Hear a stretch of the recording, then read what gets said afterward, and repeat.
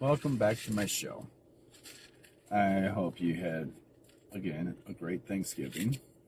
I want to start this show off with the fact that I had announced on my first show about my shirt that I purchased from the Hodge twins called Defund the Media.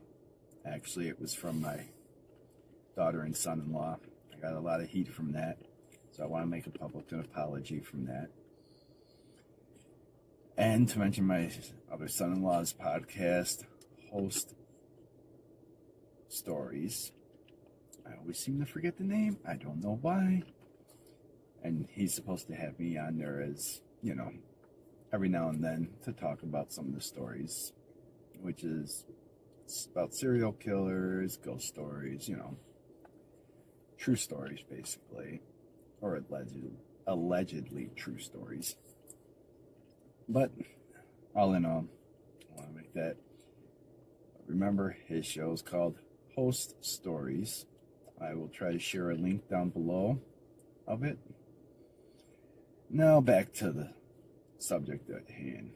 Apparently, Antifa, this leader of Antifa in Pittsburgh, Pennsylvania, has tweeted an ultimatum to Trump. Either concede by Sunday at noon, 12 o'clock high, Wild West stuff, or they will be cutting off federal streets or highways and that, so people can't get to work, feed their children and all that stuff and their families, and they will be armed, okay? And they will retaliate against any cars that try to get through them. Well, the leader of this group, his name is Adam Rahuba, okay? His last name is spelled Rahuba. His first name's Adam, from Pittsburgh, Pennsylvania. So any followers out there of mine may want to troll him on the internet. Be my guest. He probably deserves it.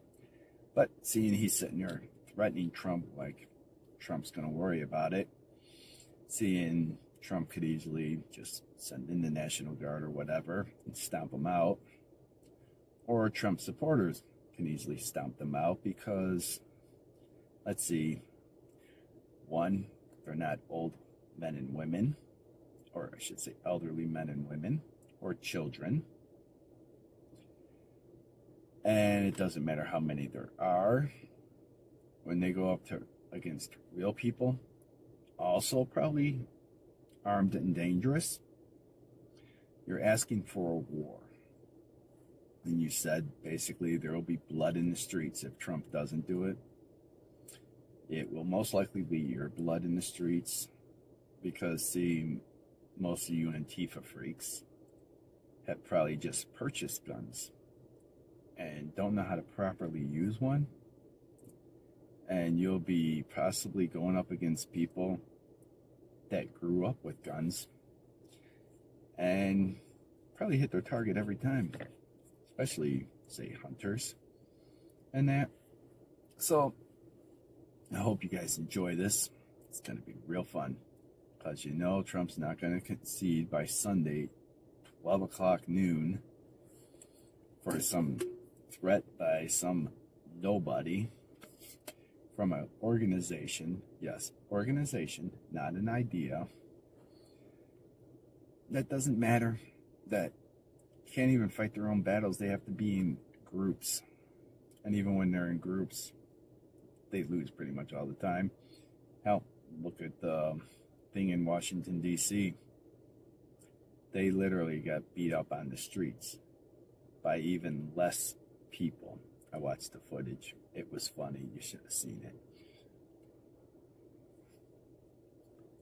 But all in all, this election will definitely go down in history with the whole cheating ballots. Like Giuliani had said that, Pennsylvania had 1,600,000 and something mail-in and absentee ballots that they sent out, and they got back, I think it was a little under that, you know, because people just don't send things back when they get them in the mail. But yet they counted 2.5 million. Makes you wonder how they do their math. And supposedly it was probably all for Biden. And let's see, they got the Dominion counter machines that they used, which is affiliated with Acorn, which is affiliated with the Obama administration. I just want to see all this come out to the light and see how, I mean, really, how screwed up this election really was.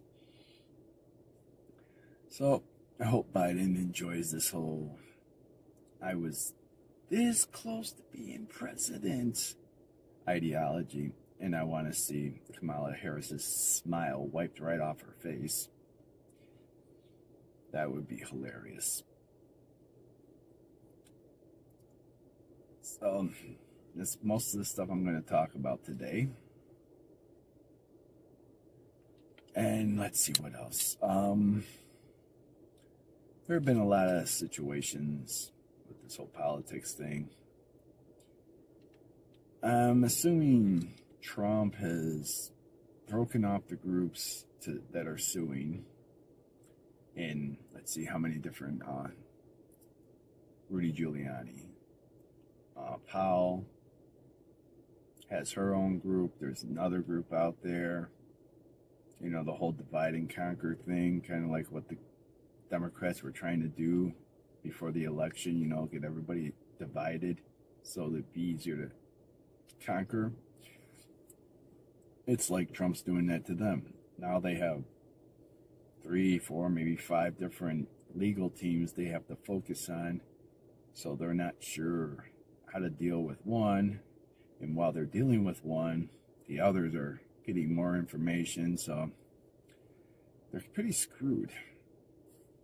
It's going to be real fun to watch how this all unfolds and how the media tries to cover it all up, especially if Trump actually wins and gets reelected in that. What the media is going to do to just say he stole the election, but yet nobody's taking him out of office, like he stole the election 4 years ago, but yet he served almost 4 years as a president.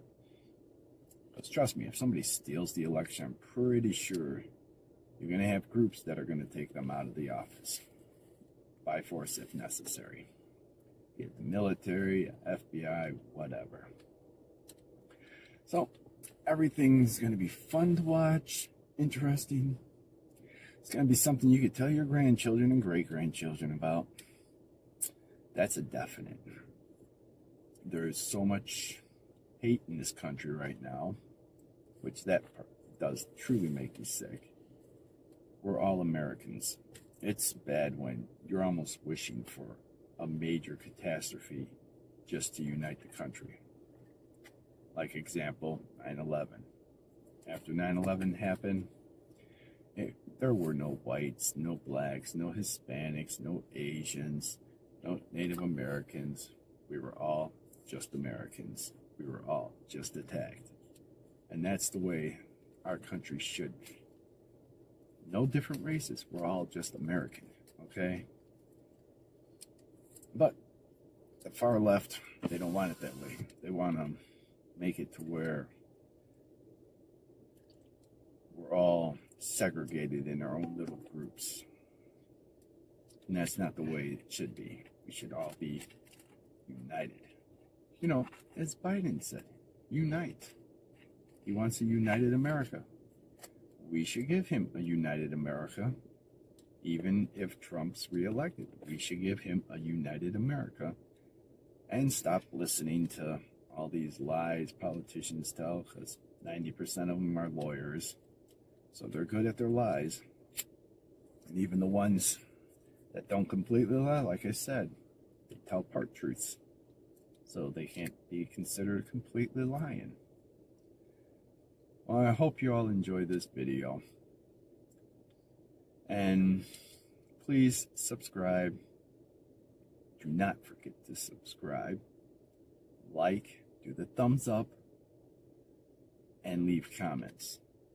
Like I said, I will get to your comments in my next video, if I can. If I have too many comments, I'll try to get to as many as I can, okay? Or I'll do a special episode where I just talk about my comments that I've received and try to answer any questions. So everybody, have a good night. God bless. Keep your family safe. And remember, God loves you. Okay? Have a good night. Bye.